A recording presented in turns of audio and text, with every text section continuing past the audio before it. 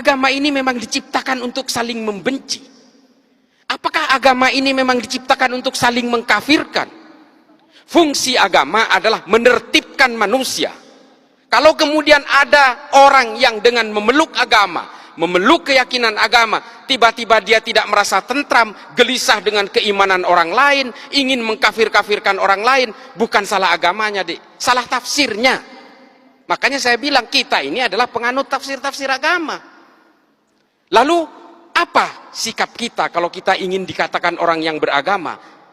Jangan karena beragama membenci orang lain, mengkafir-kafirkan orang lain, lalu kemudian orang lain jika berbeda dengan kalian dinerakakan, setelah kalian merasa sudah tidak punya dosa, lalu sibuk menghitung dosa orang lain. Ini artis hijrah tuh, kelakuannya tuh. Dulu pemain musik setelah merasa hijrah, mengharamkan musik. Teman-temannya yang lagi bermain musik diharam-haramkan, dineraka-nerakakan. Tuh kelakuannya. Setelah dirinya merasa tobat, lalu dia sibuk menghitung dosa orang lain.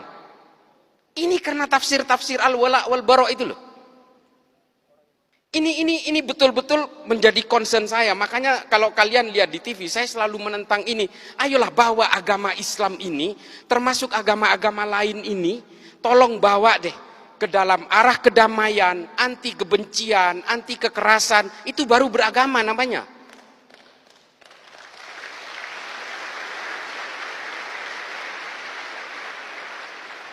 Memang terrorism has no religion. Terorisme tidak ada agamanya. Semua agama punya potensi untuk melahirkan terorisme dan kekerasan. Semua agama, bukan hanya Islam, Dek.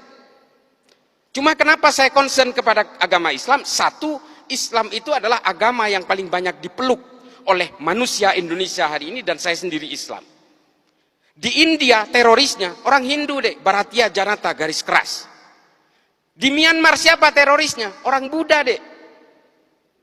Namanya Asin Wiratu. Apakah di Jerman itu ada teroris? Ada, Protestan. Namanya Baader-Meinhof, nama kelompoknya. Apakah di Amerika tidak ada teroris? Ada, Dek. Namanya White Supremacy, Ku Klux Klan, FARC, Antifa. Tidak ada teroris Islam di sana, itu sedikit. Makanya yang nyerang 9/11 itu dari Saudi semua. Saya ada di sana waktu itu. Saya tinggal di Amerika kurang lebih 6 tahun. Ketika 9/11 saya tinggal di sana. Saya dulu pernah terpapar dengan ajaran-ajaran Ma'alim fil Thoriq ini. Saya meyakini bahwa kalau Islam ingin berjaya, maka Islam harus tegak secara politik. Itu keyakinan saya dulu. Kalau lihat Gus Dur di TV, saya matikan TV-nya. Ini antek Yahudi ini. Saya dulu begitu. Ketika ada orang-orang Islam yang moderat, wah saya matikan TV-nya. Cak Nur apalagi, paling saya benci itu. Nurholis Majid, Allah yarham. Buya Syafi'i Ma'arif, saya ganti channelnya, saya mending nonton yang lain. Itu dulu saya seperti itu. Tapi kemudian saya berusaha mempelajari semuanya. Saya baca buku kanan, buku kiri, buku tengah, saya baca semua. Das Kapital saya habiskan. L'état de Révolution saya habiskan. Ma'alim fil Thoriq, Jahilatul Qarnil Isrin, saya baca semua. Hingga akhirnya apa?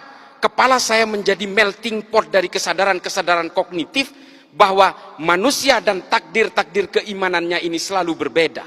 Kalau saya lahir di Meksiko, saya pastikan 1000% saya Katolik. Saya tidak bisa nantang soal hidayah. Ini benar-benar prerogatifnya Allah. Tapi kalau saya lahir di Argentina, saya Katolik, Dek. Lalu kemudian dengan takdir-takdir kelahiran itu, apakah kita kemudian seolah-olah, oh karena saya Islam, sejak lahir saya Islam, maka saya yang akan paling menghuni surga. Kalau orang yang berbeda dengan saya pasti masuk neraka. Selalu punya niatan-niatan seperti itu. Demikian juga dengan orang yang Kristen, kalau kalian mau percaya. Orang yang Katolik juga begitu kok. Inilah konsep-konsep dasar keyakinan itu. Lalu apakah saya menganggap semua agama benar? Bukan itu konsepnya. Setiap orang yang memeluk agama pasti menganggap keyakinannya paling benar. Persoalannya, apakah dengan menganggap keyakinan saya yang paling benar, apakah saya harus menyalah-nyalahkan keyakinan orang lain? Kan nggak harus. Itu adalah kesalahan besar, offsetnya di situ. Dengan mengatakan istri saya cantik, saya tidak harus mengatakan istri orang lain jelek kok. Ini loh analoginya. Maka kemudian Habib Ali Al-Jufri membuat sebuah buku, judulnya Al-Insaniyah Qabla Tadayyun. Mengenal kemanusiaan lebih dulu sebelum mengenal agama. Karena apa? Kelahiran kita dan konsep-konsep keimanan ini berbanding linier. Kita beragama Islam karena lahir dari negara dengan mayoritas Islam dan dari orang tua beragama Islam. Kalau kita ini lahir di negara-negara dengan beragama Hindu misalnya, di India, kita lahir di Jammu misalnya, bisa jadi kita ini Hindu. Atau lahir di Bali, bisa jadi Hindu. Sementara kita tidak pernah ditawarkan mau lahir dari orang tua beragama apa. Tiba-tiba kita lahir brojol Islam, ikut keimanan orang tua, lalu I'm the man. I'm the holder of universe.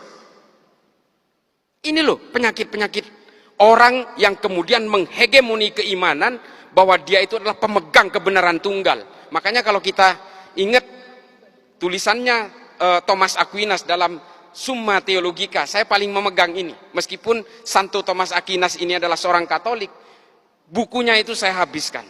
Saya itu pembaca buku, Dek. Ya saya nggak jumawa ya, saya itu 1000 halaman rata-rata per bulan. Saya baca buku itu.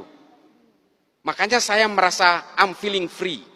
Saya merasa merdeka dengan berbagai bacaan yang saya baca ini. Saya betul-betul tidak terbolgol oleh keyakinan-keyakinan sepihak. Kata Thomas Aquinas apa? Hominem unius libri. Saya paling takut kalau ada orang baca satu buku lalu dianggap ini adalah kebenaran paling mutlak. Ini loh, bahaya sekali. Kapan di Poso sebanyak 22 orang secara serentak. Di semua sekitar Poso, ada Tojo Una-Una, Ampana, dan juga di kota Poso, ada salah satu anak muda yang saya wawancarai, saya interogasi. Umurnya belum genap 17 tahun. Dia ditangkap karena dia ingin melakukan aksi teror, melakukan latihan-latihan militer untuk naik ke Gunung Biru menggantikan kelompoknya Ali Kalora yang sudah dihabisi. Nah, dari hasil interogasi itu adalah dia ini siswa SMA 1 Poso, akademisnya bagus, nilainya bagus, punya kecerdasan. Lalu dia keluar dari sekolah itu, dia berhenti. Karena apa? Dia mendapatkan pemahaman bahwa sekolah ini dibangun oleh negara Togut dengan biaya-biaya dari uang riba. Coba. Ini semua adalah negara riba karena ada kelindan perbankan di sini. Coba bayangin tuh. Ini kasus yang pertama. Kasus yang kedua, ada seorang mahasiswi Gunadarma yang dia meyakini bahwa karena bank itu adalah riba, lalu semua ini menjadi riba, termasuk jalan aspal yang melibatkan bank, gaji pegawai negeri yang melibatkan bank, sehingga menurut dia KTP pun itu adalah benda haram. Sehingga apa? Dia merasa mengalami keterjepitan sosial, lalu dia nyerbu ke Mabes Polri, bawa airsoft gun, dia bunuh diri di situ, minta ditembak. Namanya Zakiyah Aini, tahun 2020. Temuan-temuan seperti ini kemudian saya mengambil kesimpulan adalah bahwa paham-paham yang seperti ini pada akhirnya memberikan kita kepada dua pilihan. Either kita menjadi orang munafik atau menjadi kita manusia-manusia yang sempit. Kesimpulan saya itu pada akhirnya adalah kita betul-betul harus mempelajari agama itu secara komprehensif. Kalau kita mengharamkan bank, jangan naik pesawat, siapapun. Tidak ada maskapai penerbangan yang membeli lunas pesawat itu. Semuanya nyicil, pakai bunga, Dek. Jangan naik haji, naik pesawat. Jalan kaki aja. Janganlah kita jadi orang yang hipokrit, yang munafik, mengharamkan sumbernya dari hulu sampai hilirnya kemudian merasa dihalalkan. Ini jangan sampai seperti itu. Konsep usul fikih itu adalah tabi'ut tabi'un. Kalau di atasnya haram, di hilirnya pasti haram. Kalau di atasnya halal, di bawahnya belum tentu halal, bisa jadi haram. Legen, tua, cuka. Halal, haram, halal. Tapi kalau di atasnya haram, ke bawahnya haram semua. Bir sepakat, kita haramkan. Bir ya. Kalau kalian jadi tukang parkir di pabrik bir, haram juga penghasilannya. Itu loh konsep usul fikih. Kalian kalau ingin mengharamkan bank konvensional, Apa yang kalian kenakan ini semua melibatkan bank. Kalian akan menjadi munafik semua. Lalu, apa antisipasinya?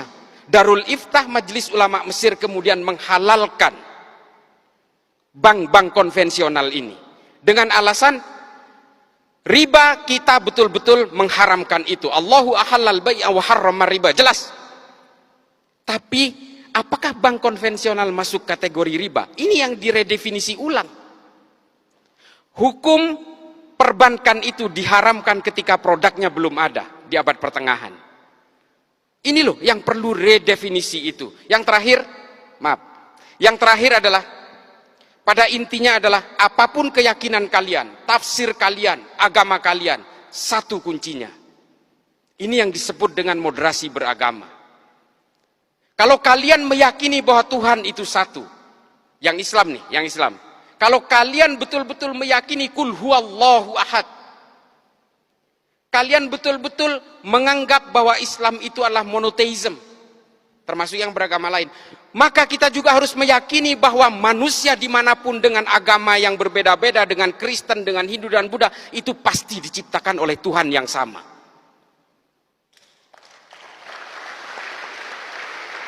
Ini tolong kalian rekam. Kalau kalian ini diciptakan oleh Tuhan yang sama, lalu untuk apa kalian itu bertikai dengan keyakinan dan keimanan itu? Itu loh kuncinya. Itu yang disebut moderasi beragama. Moderasi beragama ini bukan sekuler, bukan liberal, bukan. Tetaplah kalian dengan keyakinan-keyakinan agama dan tafsir-tafsirnya itu.